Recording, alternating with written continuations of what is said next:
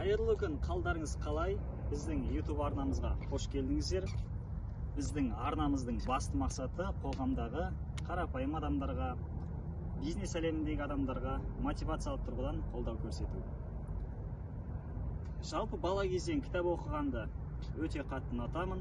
Менің өмірімдегі ерекше бір оқыған кітаптардың бірі ол Дейл Карнегидің «Дос табу және адамдарға ықпал ету өнері».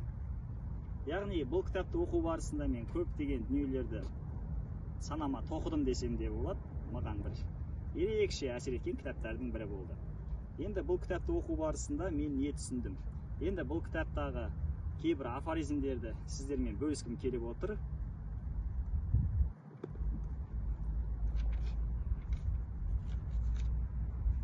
Әлемдегі атақты адамдардың бірі Джон Рокфеллердің сөзіне мән берейікші.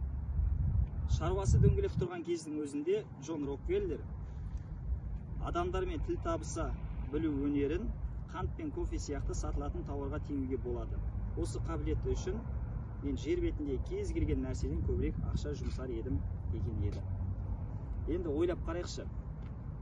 Біз кейде адамдармен мысалға жанжалдасып қаламыз. Біз сол кезде сол адамның сөзіне мән беріп қараймыз ба? Мысалға, кез келген адам ол өзін сынауға жол бермейді. Ал бұның соңы сіздер білесіздер, қандай да бір тіл табыса алмай, оның соңы қандай да бір жанжалға ұласып жатады. Енді Джон Рокфеллердің өзі осылай дейтін болса, сізбен біз туралы не айтуымызға болады? Және де біз барынша осы арнамыз арқылы адамдарға қолдау көрсеткіміз келеді.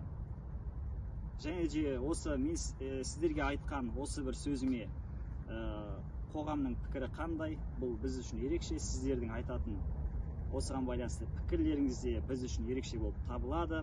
Сондықтан міндетті түрде комментарийға өздеріңіздің ойларыңызды жазыңыздар. Және де адамдармен мысалға сөйлесу барысында сіздер қандай амалдарды қолданасыздар, міндетті түрде комментарийға жазыңыздар. Подписаться батырмасын басыңыздар. Және де лайктарыңызды аямаңыздар.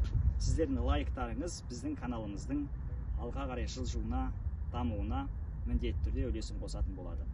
Көңіл қойып тыңдағандарыңызға көп рахмет.